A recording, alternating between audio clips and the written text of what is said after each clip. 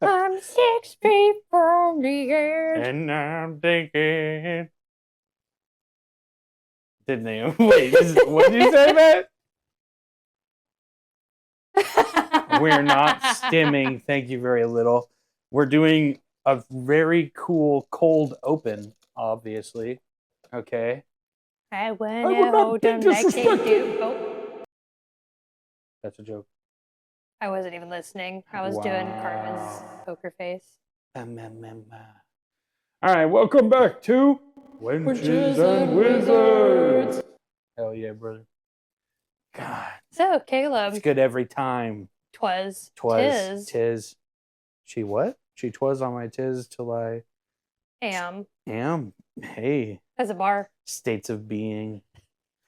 So, dude, Caleb, we got a banger episode for you today. Where were you 2 weeks ago? Where was I 2 weeks ago? On this day, April the 10th. How dare you fucking time dox this podcast? My God, please die. You're gonna time dox me like this again? Please do a front flip off the reunion tower. You know what? Maybe I will. You don't know me.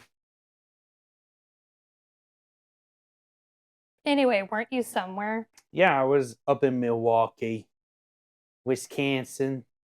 It was tight. It was sick as hell. I got to go to this little old thing. Maybe you've heard of it. I don't know. Called Adepticon.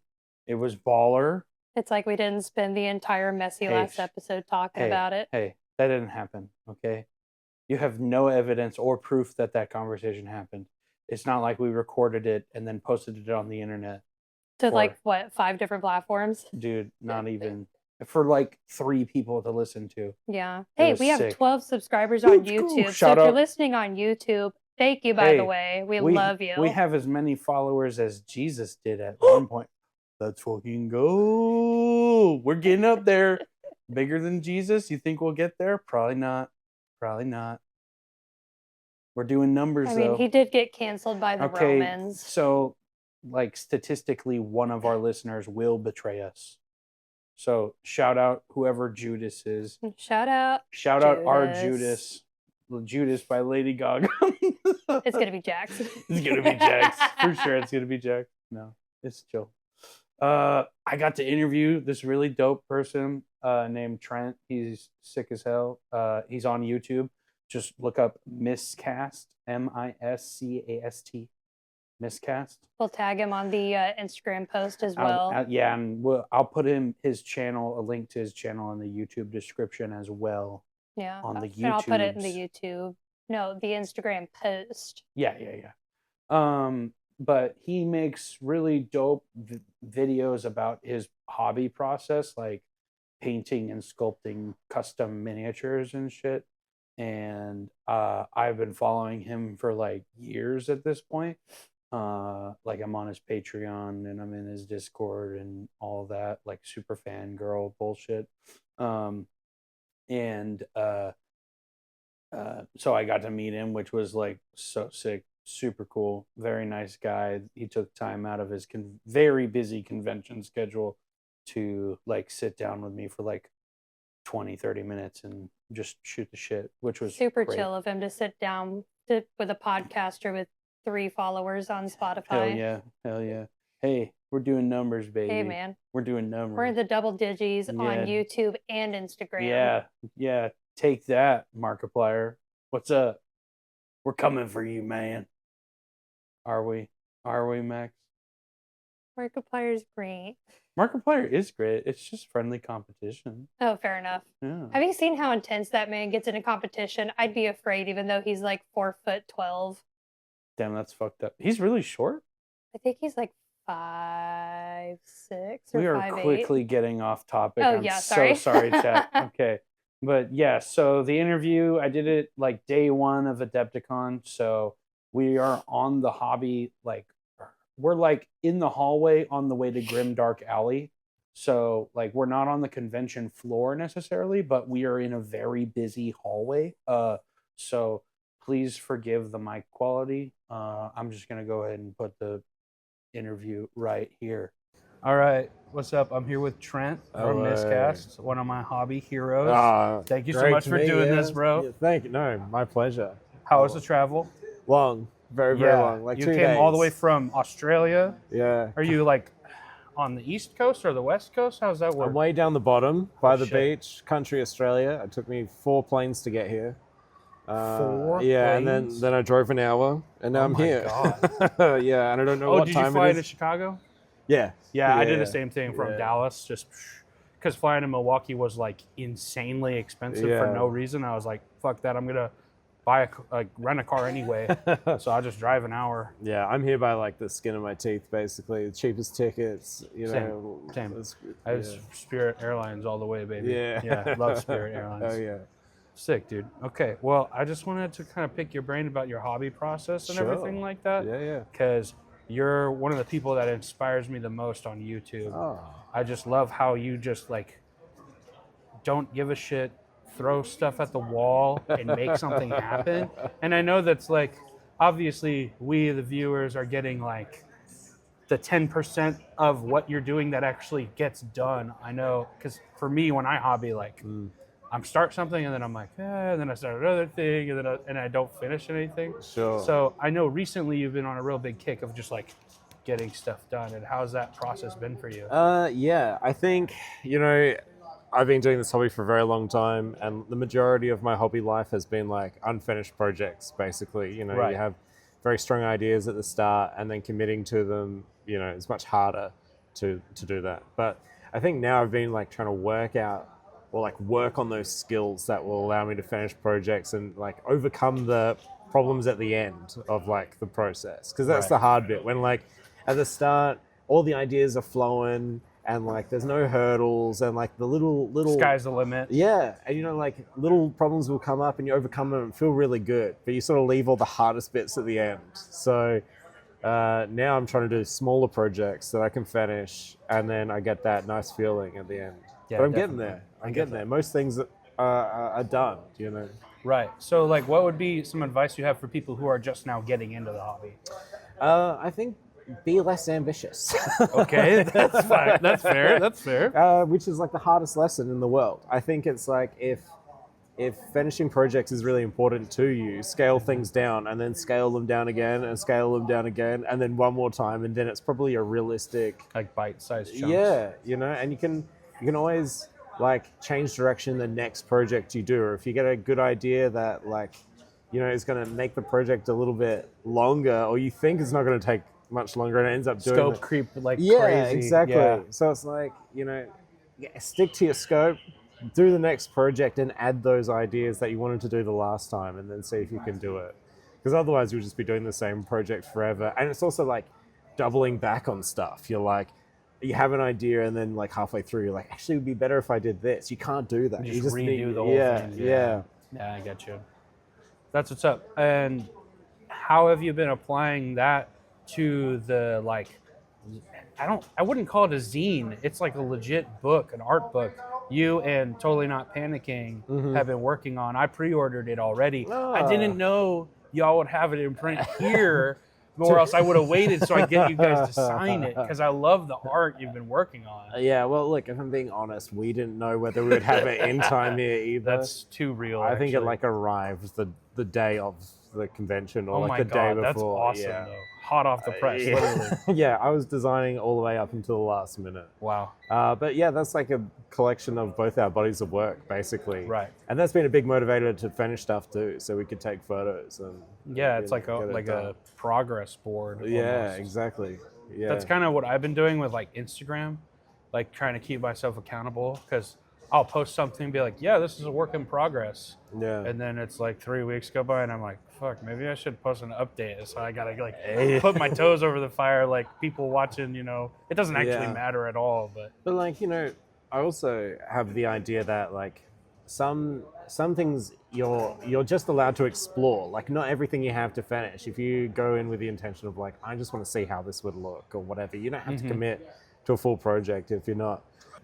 Okay, where were we? We were talking about your book, how it barely just got printed. Yeah.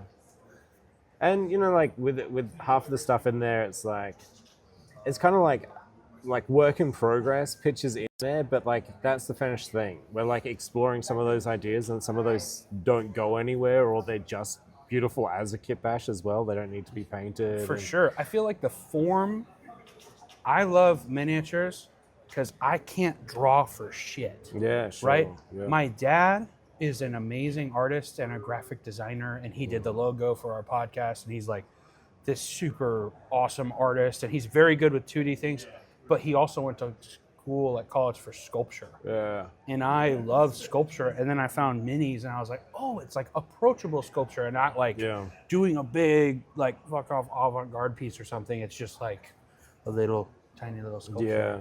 I love 3D. I love working in 3 dimensions because we're 3-dimensional beings. Mm-hmm. So how is that like translating your kit bash forms onto a 2D media? Medium? Yeah, I mean, a lot of the kit bashes that I've done have inspired some of the drawings that I've done, which have turned into models. So I've got those commissioned. Yeah, because you in your videos, your partner does a lot of sculpting. Yeah, for you. Rachel. She's awesome, dude. The sculpts are good. I downloaded some of the free ones. The dude with the huge brain that you put chain guns on. You know yeah. Yeah, I'm planning on printing it out. Yeah. It's just I don't know. Like I find it like a very therapeutic, like creative thing just to puzzle piece things together. So it's like, that's the sort of the unique thing about kit bashing. I'm not going in with an idea. It's sort of like an exploration. So you're like putting your fist in the bits box and you're pulling things out, and you're like, you know, this kind of fits here. Or what if this was actually a head, or if this was actually a leg, or whatever. It's like, it's just like sort of being playful with every piece until you create something that you kind of vibe with. And like, I find that a very easy way to be creative. And then it's like, oh, you have this foundation, this is the sketch. And then it's like, well, how do we turn this into the next thing? Yeah. That's awesome, dude. I love that. Yeah, sometimes you can't approach things with a plan. Sure. And it seems so antithetical to like finishing a project. Yeah. But in reality, it's just kind of like, you kind of stumble into stuff. Yeah, 100%. And you know, like the whole, I just love experimentation, and like everyone should be experimenting with their hobby and trying out new materials and seeing what happens. And that's, you know, a lot of like, I would say the comments of my videos are so nice. Everyone's incredible. And your community is awesome. I love your Discord too. Yeah. Your Discord, so good, I always post updates or like work in progress or finished stuff. Yeah. And everybody's always so kind. Yeah. And like, I think the only kind of criticism is always like, I can't even remember what I was saying. What was I saying before that? Your community, like your comments on your YouTube. Yeah, what was I saying right before that bit? Oh my gosh, dude. We got 2 scatterbrained people together. No, okay, hold on. You were saying... talking about your process. Your kit bash, no plan. So, within no plan, a lot of the only criticisms are like, oh, you should have Googled how to do that first, or like, you know, like there's a lot of resources you could have followed to do that, so you wouldn't have made those mistakes. But I think what I find really valuable is like going into a project and trying it with the skill sets that I have, or skills that I've acquired, or you know, a vague knowledge of the subject, and then fumbling my way through. And even if that doesn't work, that can sometimes solve other problems in your life, or you discover new ways of tackling other issues you might have in other areas. Like, you know, a good example is, you know, like bicarb soda and super glue. You know, you mix them together like a super hard plastic. God's best creation. Yeah, 100%. And you know, like now in internet times, that's so common knowledge. Like most people know that. But you know, like as a teenager, it's like I wanted to make snow bases, and all I had was super glue and bicarb soda. I knew you could use bicarb soda to make snow, and then suddenly all my bases are like this hard, icy plastic. Yeah. And then it's like, oh, this is a material that I could work with. So like the idea of discovery is like, oh, that can lead to innovation that you wouldn't know otherwise. So I think like sort of stabbing around in the dark, and if you encounter problems, like you do that research, you talk to your peers and all that sort of stuff to see how to overcome it. But for me, I think that's the most valuable thing, is like that initial, I have no idea what I'm doing, let's see what happens, because it's like that, you know, 1 in 10 times where you discover something, it's like, oh, that's all worth it, because it means that when you go to a miniature convention, you're telling people, you're like, hey, Eureka. Have you tried this before? Or you know, I've had that problem. Or the reason why that's happening is because, your resin's out of date or whatever. And it's like a lot of people approach the hobby with like, you need to have the ideal scenario for everything. It's like, oh, you want to cast miniatures and stuff like that. So you need like a pressure pot, you need your vacuum chamber, you need to get the nice resins and silicons or whatever. And it's like you do everything perfectly, but like that also puts a lot of other people out. So it's like, well, if you experiment with the other side of things, can you do this DIY? Can you make this happen? And it means that you can help other people.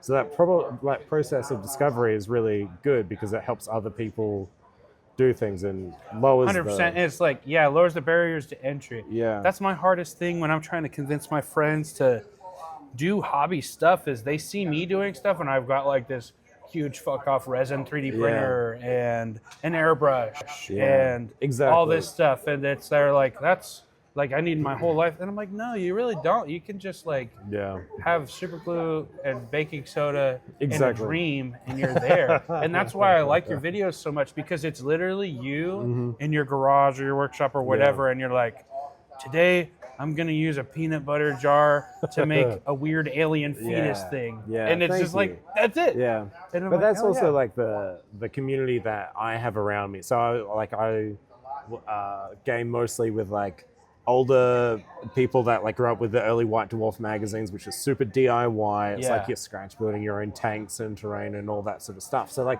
they have this, that's their standard of like what things should look like or how you overcome problems. So it's like they see these beautiful plastic terrain sets and stuff like that. It's like they're not interested. It's like, how can we make this ourselves? So that's the culture that I was raised in to do that, and so that's what I want to share because I think it's more fun. Especially in Australia, because it was so much harder to get over there, right? It's really expensive. It's very expensive, yeah. So because of the shipping costs mainly, or is there like tariffs or something? Games Workshop gives us specifically higher prices, and it's probably tax reasons, I would assume. But so we just have to kind of make do. Yeah, really. I mean, Games Workshop stuff over here is really expensive as well, like compared to the UK, but it's not nearly as expensive as it is in Australia, I feel like. I know the Australian didgeridoo go a little shorter over here. Definitely. It's a nightmare. Dollaroos or whatever y'all call them. That's cool, man. That's cool. Another thing I wanted to ask you is about your painting process. Sure. Because a huge part of the hobby for me, especially, like besides 3D printing stuff, because that's my main kind of go-to, is I 3D print bits to save money, and then I'll do weird shit with it, but mainly my go-to is 3D printing. Besides that, whenever you get something together, I notice you've been recently working with like a lot of enamels and oils and stuff, especially with your it wasn't your your Necromunda board with the like gross mud and the sewage or whatever, but also your was it Lustria? You did a Lustria board? Didn't you use oils on that as well? I've been primarily using oils for everything recently. Actually, my Mordheim warband was all oils as well. Yeah, with your big Chaos Beastman, right? Yeah, but I remember that. I've started going back to acrylics just like very recently. I don't really cover it so much, but the Trench Crusade warband I just did. Yeah, with the witches, with the Frostgrave kit bashes, Yeah, well that's all acrylics. And I don't know, like I'll use what's kind of convenient basically. So like the thing with using acrylic paints is like they dry really fast, which is good. They do dry like instantly. But using the oils, I like for more organic stuff or messier stuff. Like I enjoy that process a lot because it's like you can push and pull the paint and really experiment. Like if I don't really know what I'm doing, it feels good to do it in oils because it's like super forgiving and just like messing with stuff. Yeah, you can. Yeah, acrylics is like you got a straight line. It's really obvious. Yeah, exactly.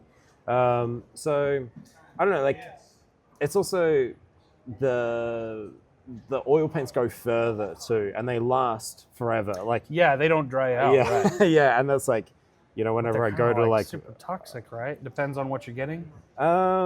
Yes. Yeah. You don't want to accidentally eat some cadmium yellow, you know what I'm saying? And you're like, and also like the fumes and stuff because you're working with thinners and. I'm used to the fumes because 3D printing with resin, but So you try to make the environment as good and safe as you possibly can, but I it's that convenience thing. If it's got to be convenient, I'll do acrylics, or if it's got to go on a plane in a couple of hours, I'll do acrylics. But I would always love to choose oils. I think I'm gonna start exploring oils more now. The most I've done with oils is like oil washes. Yeah. And they're low-key terrifying because I'll do it and I'll slather the whole model in it, and I'm like, oh my God, it did all that work I just did with all those acrylics. Is it gone?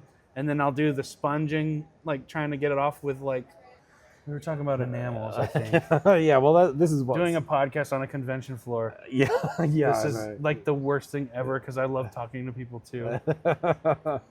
Yeah. Oh man, crazy stuff. Okay, what was something else I wanted to ask you? I asked you about how you would recommend stuff for new people, because that's big deal with my podcast. My co-host Max isn't really into the hobby. They love like video games and comics and anime and stuff like that. Yeah. I'm the like weird freak who loves like painting little toy soldiers, you know? So I wanted to kind of pick your brain on making the hobby more approachable, I guess. Interesting. I think, I genuinely think Warhammer is the best entryway ever. And, you know, it's a shame it's so expensive. It's so expensive. Because I think that's the real barrier. I think it's like a really incredible thing to get young people into. Yeah. Like, the only reason I got into doing art and stuff was because of doing like Warhammer as a kid. And I just remember like, I tried a couple of times because my brother was doing Warhammer stuff. I didn't really get it. And then I bought some high elf archers and I tried painting them and didn't really get it. And then a year later, I would have been probably 11 or so, and I was sitting on my bedroom floor, and it's like one day it just like clicked. And I was like, oh, like I get the painting thing and I get the patience thing. Like that was the thing. It's like you want the paint to be instantly gratifying. You know, like you're coloring in like a piece of paper. And like once I developed that, it was like we started doing art at school. Like that's when we started. Art class, yeah. And like I felt really confident, and it was like, oh, this is like finally something I'm kind of like okay at because of these, you know, motor skills and stuff I developed from the miniatures. Right. And like I think it teaches you really great skills doing Warhammer stuff, and it's also great for finding a community of people too. Like I started attending clubs and stuff at like 12 years old, and you know, contributing in a positive way, like making terrain and fixing and restoring things for like, you know, people to play with. And like, I don't know, like I think that's the best entry really, because there's people. Yeah, you know, and we give it so much shit, like you know, because it's James like Workshop. Yeah, they love swinging their big Warhammer around. Yeah, like, but I think probably the biggest thing is community and being able to find people like you. And Warhammer is like on every like. It's super mainstream now. Yeah. Which is crazy to even think about. You know, like, I think you can buy Space Marines from like Target now in like board games and, you know, all that sort of stuff. Like, you know, I'll go to the, you know, corner news agent and like there's always a stand there. Like, so I think that's a great place to start. My goal is to like be weird about it, and then when people search for Warhammer, they find me, and that introduces them to indie games or indie companies or weird model makers. Your weird little gremlin activities. Yeah, exactly. Because like I think that's where the creativity and heart is, and that's where most people end up in the hobby after a long time. They're craving something new or like Fresh. what they haven't seen before. Yeah. And that's the indie scene. I feel like everyone is always chasing the feeling of like putting their first kit together. Yeah. That's me for sure. Like I got introduced to Warhammer back in like my senior year of high school. Sure. I was big into Dungeons and Dragons. I love Dungeons and Dragons. And the minis and stuff for it was sick. But I grew up in a small little town, Weatherford in like North Texas. Yeah. There was no game store. There was Walmart. Yeah. That's about it. Mm-hmm. And so my buddy, like my senior year of high school, he was like, hey, let's go to a comic book shop. Mm-hmm. I didn't even have a frame of reference for like a comic book shop at all, besides like movies, you know, like a bunch of nerds like talking about Spider-Man or whatever. And which is cool. And I walked in there and it was a bunch of like models and things. And I was like, oh, I was just expecting it to be a counter with a bunch of magazines and that's it. I didn't realize that comic book shops sold anything other than comic books. Sure. So my buddy bought an Orcs kit, and there was like a 6th edition like tactical Space Marines squad box for like $25. It was like super clearance because they were like the old firstborn Astartes. This was like right when Primaris was starting to be a thing, I guess. Yeah. And so I bought those, put them together, and we spray painted them. And that was it. Because I tried painting them. It was so awful. Well, you know, for me, it was like I didn't have, like I wasn't doing sport and stuff as a kid, but it's like I had lots of sporty friends and things, but they got into Warhammer, so it's like, it was something, like a thing we could do together on the weekends and stuff. That's not hitting each other. Yeah, basically. Yeah. We're like, rugby is pretty popular down there? Or no? Yeah, kind of, but we play AFL, like Australian Football League, really? so we have our own football. That's type. sick, actually. Cool. Yeah, it's pretty weird. I played football like since I was 8. Yeah. So I get it. Right. I mean, you gotta look at me. Yeah. I got that. Yeah. That's cool, dude. Well, man, I think that basically wraps it up. I just wanted to get a quick little conversation in. Yeah, thank you so much. A couple of things. Yeah. Do you have any last messages specifically to either my co-host Max or to just people in general? I would say do the things that you find scary and start sculpting. Start playing with green stuff. Start converting with that. Use it to fill gaps and things. And if you get comfortable with that, it opens a whole other world of possibility. And I think, you know, like I started experimenting with milliput and green stuff just to, you know, do bases and things like that. And now it's like every single model has green stuff on it. Like it's a great way to express yourself. So, and a lot of people are intimidated by it, but if you do it, you know, it's a whole new world. It's super intimidating, and I didn't start really messing with green stuff besides like gap filling until you made that video about that challenge of just like taking extra milliput and making skulls. Yeah. And then I started doing that. I posted it in your Arcade Ugly Discord. People were like, yeah, keep going. And now my Golden Demon entry, I kit bashed on one of the rat ogres. I was like, these are mutants. I want one with 2 heads. Yeah. So I drilled a hole in the torso and just glued another head on, but it had no neck.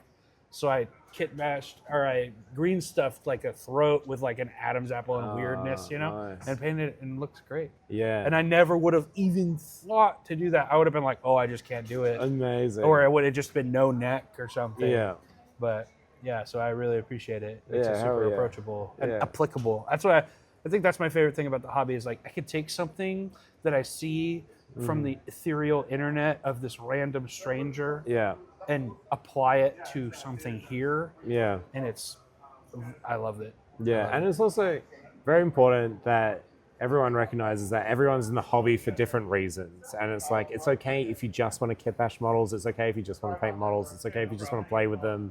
Yeah, it's okay if you're just competitive and that's all you care about is winning. But like the game most brilliant thing is it's like, you know, the community aspect is like everyone has something in common, and that's what's so exciting about it. Definitely. Is it's like 50 hobbies rolled into the same one. Yeah, it's really crazy. Yeah. So, you know, try to find other people as well to play games with. I definitely infect people. I like 3D print whatever their favorite faction is. Yeah. Be like, hey, let's play Kill Team. Hey, hey, let's play Kill Team. Hey, because it's not like, oh my God, 100 models on a table. I don't know what I'm doing. Yeah. The Kill Team is so much more approachable because it's just like, here's your little guys. Yeah, hell yeah. Move them around. Yeah. Shoot at each other. Yeah. So amazing. That's cool, man. Thank you so much again. Thank you. I really appreciate you taking the time. Yeah, thank you. Thank you for putting up with my crazy schedule and being pushed and pulled in every direction. I completely understand. You flew literally across the globe to come here, and I was emailing you, and I'm like, if he doesn't respond, I am not upset at all because the last thing I would be doing on like a 24-hour plane ride is checking. The thing is, this is my 3rd Adepticon now, and every year, you know, I make 50 new friends every time. Dude, so by this year, everybody's like, Trent. So I'm hoping to meet a bunch of I'm scared folks. for the next year. Yeah, I'm here. This is my first Adepticon ever, and I'm here all by myself. There was a couple buddies I thought might come with me, but it all fell through at the end, so it's just me. But I feel like the community's been really welcoming, and I met the Smash Bash guy, the Totally Not Panicking guy. Yeah, Matt. Yeah. I wanted to say Sam. I don't know why. Matt and Tyler, the guy who did Inhumane Harvest, the zombie RPG. Yeah. Met them yesterday. They were really nice guys. They sat and talked to me for like 20 minutes. The kindest people. They're really sweet. And they gave me a shitload of stickers and stuff. all the scariest looking people at the convention are all the nicest ones. All the ones with all the tattoos, all dressed in black. They're always the best ones. Yeah. I feel called out.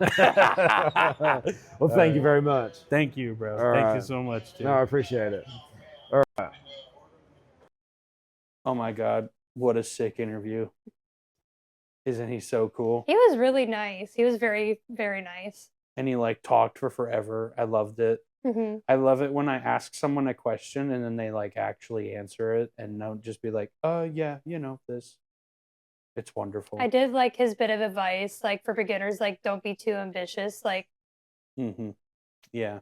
I wanted to gear the questions like specifically because I know like not everyone who listens to our podcast is like plugged in to the miniatures like me. No, I'm just fucking with you.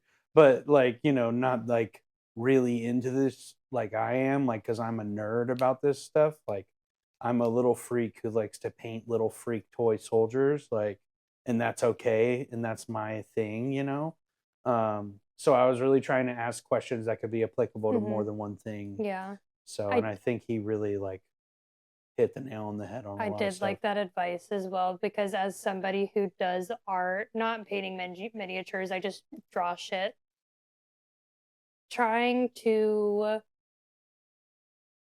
be at a level that you're not going to be at as a like for a while is going to be your downfall as an artist, and it will tear you down so quick. Dude, for real. For real. I'm not one to jerk myself off too much, but I'm pretty decent at art.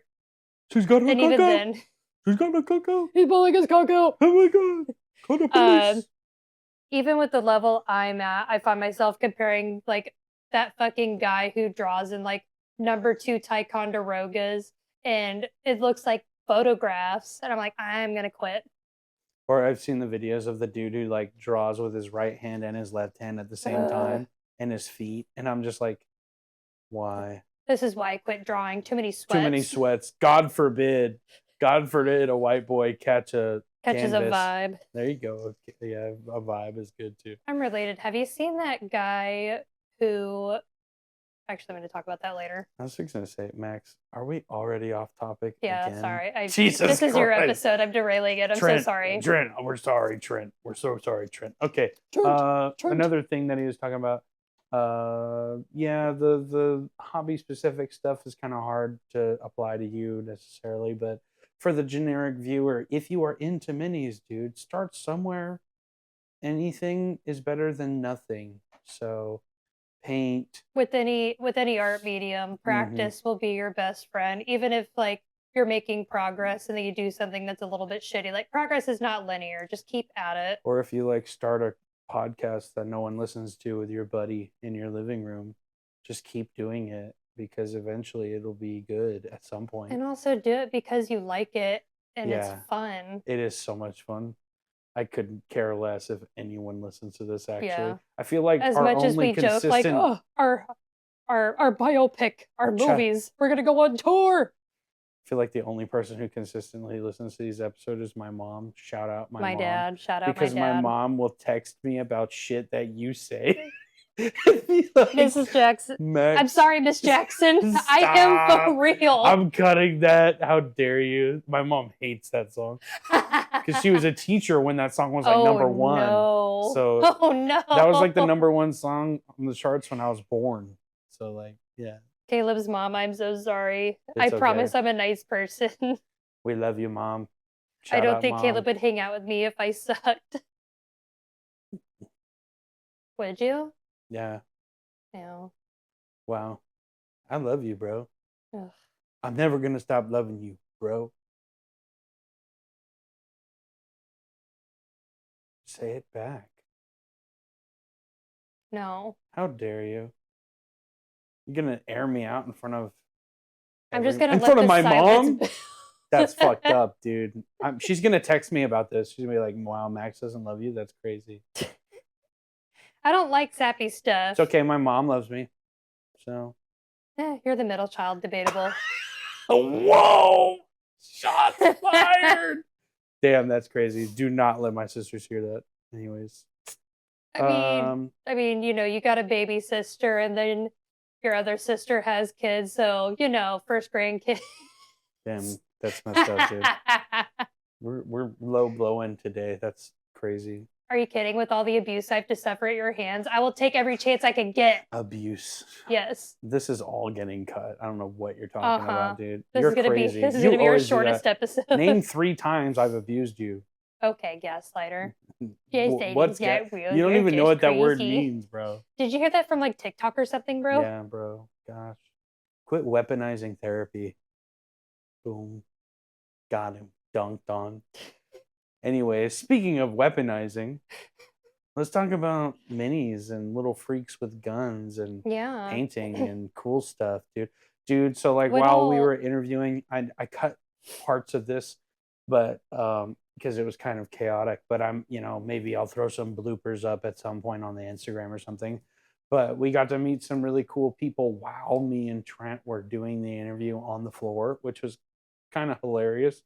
Like I heard you met, like on the recording, that you met this guy who gave you a mini of his own cosplay, which is so baller. Yeah. So he on Instagram and TikTok, he's Netherwilds. I want to say, God, if I mess that up, I'm gonna be so sad. It sounds right. I think it's Netherwilds. All right, soundbite for the pod. Oh, thank you. Give us a peasant soundbite. What's up, me lord? This is Worm Chewer. Check me out at Netherwilds. Thank you so much, dude. Yo, can I get a pic with you guys? Yeah. We'll also be in the Grimdark Alley most of the day too. Oh, so. Here, let me take one. Yeah. Come here. I'm pretty sure he said the Netherwilds. Yeah, at NETHERWILDS. Just put the crops in the sack. That's his little sticker he gave me too. That's so funny, and actually. He gave me his like peasant character that he dresses up as is named Worm Chewer, which is just tight. And he was giving out little Worm Chewer miniatures. So cool. And he was such a chill guy. He's got a lot of followers on Instagram. Dude, yeah, he's hilarious and he like makes music and stuff. I got him minis, bro. Shout out Mitch. He was really tight, like cool guys. They're from Toronto, which I was like, damn, bro, you're coming to America while all this shit is happening. He was like, yeah, we were like low key, we didn't know if we would make it past the border type shit. I was like, that's crazy, bro. Help us, so we're trapped, help us. Yeah. Who said that? Help. What? They're in the walls. Must have been the wind. Damn, must have been the wind. Wind's howling. Damn. Looks you like would get rain. that joke if you actually played. I do play the game. I literally just said looks bro, like rain. It's been like 3 months since your last update. You're a fake fan. I don't know why. I've been busy. Dude. I've been planning for our next episode and doing research for our next episode, which I'm very excited about, and I don't appreciate that you're downplaying it. Piece of shit. Downplay. Anyways, I got to meet also this really cool kid on Instagram. He's awake _ Godent. Yeah, Godent. GODNT. Yeah, dude. And he sculpted some sick minis. He sculpts his own minis. That's so cool. Yeah, I think he was also inspired by Trent big time because like his style is very reminiscent of Trent's style, which I mess with heavy. He made this model that's like a door golem. So it's like this guy, like big troll thing squatting and his mouth is like stretched around this door frame. So like the door frame is his mouth and then you open the door and he like eats you, which is awesome. Super cool. It's like a mimic, but better somehow.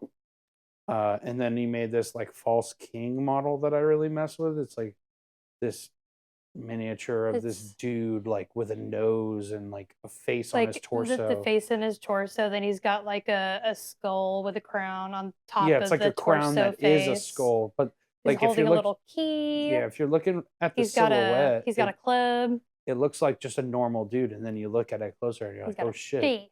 His face is in his chest. And in the stuff, I don't know if you're cutting it out or not, but you could hear him walk up and set down his tackle box with the force of 1,000 suns and fling it open to show off his awesome ass minis. It was so cool, dude. That was such a good moment. I loved that. But yeah, Adepticon was just like full of little moments like that where I got to meet dope, amazing people that just like I've seen through the grapevine on Instagram and YouTube and stuff. You got to meet Tomas. I don't Yeah, remember his Tomas last name. Pirinen. Yep. Yeah, the lead designer of Trench Crusade. Posted that up on the Instagram. You got to have a beer Got with to him? meet Mike Francina. No, I didn't have a beer Oh, with... did you have a beer with Mike? No, I didn't have a beer with them. I had a beer with oh my gosh. So Fake many food. names. So Fake many names. food. escaping Everybody me. pointing boo. Boo. Boo this man. Anyways. I don't remember. My brain hurts. There's so many people. I'm not thinking. It'll come to me. It'll come to me. I got a beer With somebody. You got a beer with somebody. a guy. I met a bunch of dope people. I got to like meet a bunch of guys from the Hive Scum podcast, which I like was not aware of at all. You gave me But a funny sticker. Those guys are chill as hell. I got to meet this really cool person named Whittle Goblin, and legit, her like legal first name is Witty. I was Cute. like, she told me that. I was like, no way. And she was like, yeah. It's a cute name. That's awesome. I was like, your mom is like dope for that, which was tight. Got to meet this guy named Tyler from Tyler Is All Right at Painting, which is just a great name. Got to meet another guy named Tyler, but his Instagram is $1 Billion Clown Farm. And he does like just weird orc stuff, which I love. You love orc stuff. Super You always cool go really guy. hard for Orktober. Dude, yeah, Orktober is my favorite. He's like, they just announced a Kickstarter for like Space Gits, which is like this orc game that he did a lot of art for, which I'm like so hyped for him on. Got to meet Matt from Totally Not Panicking and Smash Bash. He made this game called Sun Rot, which is also on Kickstarter right now. Super dope game. I bought the core set of it, and I'm gonna play it at some point. It's like D&D, but cooler. And box on your table over there, it's John Blanche. Yeah, I got some like Army Painter John Blanche paint sets. They're like limited edition. But you showed me that, and I was like, oh, I know John Blanche. Yes, he's the Warhammer guy. He's like Warhammer Jesus in real life. Like he is John Warhammer. Quite literally a living legend. John Warhammer. Yes, he is John Warhammer. He is John Warhammer 40,000. He has 40,000 Warhammers. Mm-hmm. Yeah, which is super sick. But yeah, shout out Chris, shout out Sean, shout out all these wonderful people. Shout out Evan, dude. There's this kid, right? I say kid. He's like 2 years younger than me, maybe. His name's Evan. He's like 7 feet tall. Fuck yeah. Just like I met him and I was like, oh my God, you're a tall guy. And I was like, he walked up and I was like, I know him from somewhere. And then I was like, oh shit, and I literally pointed at him like, you're the kid with the fucking plastic injection machine in the back of your truck. He was like, yeah, that's me. I was like, I've been watching him on YouTube for like a year and some change because last year at Adepticon, he met up with Trent and they tried to plastic injection mold some minis. And it sort of worked, but there were some kinks. So this year they came back and I got to like watch the whole process as it happened, which was super cool. I think you posted it on your like Instagram stories. Yeah, I posted it on my stories. And like they had trouble getting the mold open and I'm just sitting there like on the edge of your seat. No, and it's me and I'm like, oh, and and I have like, I'm not a small person. So they're like, hey, can you help us get this open? I was like, yeah, I can. So I think I'm probably in Evan's YouTube video at some point, like cranking on this mold, like trying to get it open. She crank on my mold till I cast? resin? Oh, no, it's plastic. Oh. But yeah, crank on my mold till I... Evan was such a chill guy. Very, very nice. He had his like camera buddy with him. Oh my God, his name is escaping me. And I followed him on Instagram. Fuck, I'll tag him. We'll tag him at some point. But very, very chill people. They're from like the Midwest area, like kind of where my dad was born, actually, which is crazy. Like that small part world. of and I was like talking to them about like where they're from and stuff, and they were like, I was like, yeah, my dad was born here. And they're like, oh shit, that's like 20 minutes from us. I was like, no way, that's crazy. Like we could be cousins or something. That was awesome. You'd be so lucky. Right. But yeah, everything's good, man. Had a really great time. The only bad part of my trip was like The trip back. my flight getting canceled on the way home, and I got stuck in Chicago O'Hare Airport for like 20 hours. Yeah. I thought I was dying. I broke out in stress hives. I had like rashes on my shoulders from where my backpack Oh my was God. on. I picked him up from the airport because I just happened to be like in the area whenever he landed. And whenever I went to pick him up, let me provide some context. Caleb is generally a very chill and happy guy. Yeah. I walk up and I can physically see a storm cloud over his head. He is so grumpy. He was done. He was so fed up. I had not slept because the night You hadn't before that slept. was the night that they were doing all the plastic injection molding stuff. Mhm. So me, Trent, Evan, and Evan's cameraman and another kid were like up till like 3 a.m. And then at the end of it, some other kid rocked up like that none of us knew, who was just like stumbling out of a bar. It looked like he got into like a bar fight. His like hand was all bloody and shit, which was crazy. I was like, oh my God. So I didn't get home and get in bed until like I could shower and stuff till like 4.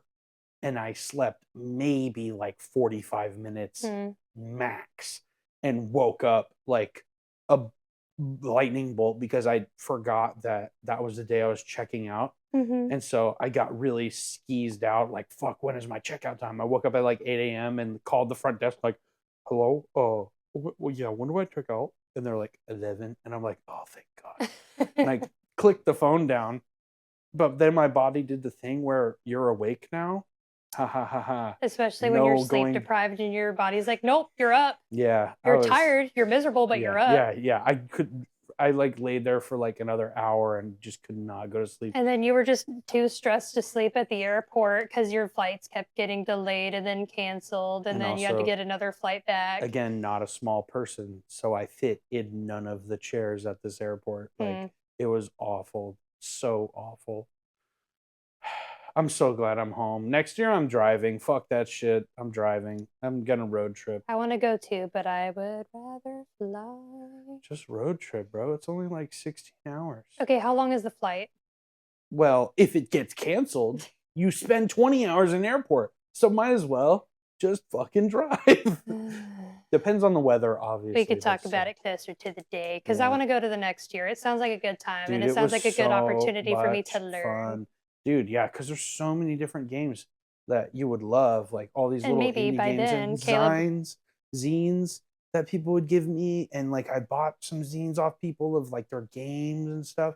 It was such a fun community. Shout out like the Grim Dark Alley people. And maybe by then we could do like a Trench Crusade if you ever teach me. Bro, I've literally been back like a week and I've been doing home renovations. That's why this podcast episode is like super late. Yeah, sorry. I love taking care of my house. Also, congratulations on being a first-time homeowner. Dude, yeah. We made it somehow. It was wonderful. You did it. It's a great house. We did it, Joe. We did it. We did it, Joe. It's crazy. Yeah, but adepticon was lit. Trent, you're the rock star. You're a homie. If you're ever in Texas, me and Max owe you dinner. And this time, you're actually going to take us up on it because we will make you lovingly. Trent lives in Australia. When's he going to be in Dallas? Who knows, dude? Who knows? The offer stands, Trent. If I'm ever in Australia, I'm going to drive to the middle of nowhere, Australia, apparently. And there's a lot of uninhabited parts of Australia. Bring some like Texas barbecue with me, for sure. Dude, and shout out Rachel, Trent's like partner. She was so nice to me. She was such a sweet person. Yeah. We talked about she's been getting into like digital sculpting lately. We had this whole conversation about it because I did that a lot in college. So very cool, very fun. But yeah, I mean that about wraps it up. Yeah. Oh, keep your eyes peeled.